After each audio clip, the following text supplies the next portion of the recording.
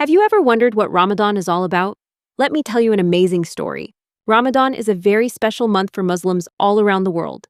It's the ninth month of the Islamic calendar, and it's a time when the moon shines bright in the sky, marking the beginning of something beautiful. During Ramadan, Muslims fast from sunrise to sunset. That means they don't eat or drink during the day. But why?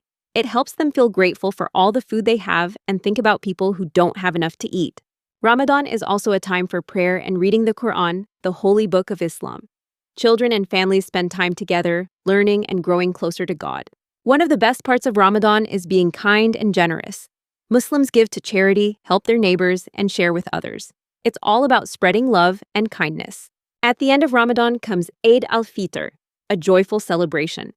Families wear new clothes, exchange gifts, eat delicious food, and celebrate together. It's like a big, happy party. So that's Ramadan, a month of fasting, prayer, kindness, and celebration. Isn't that wonderful?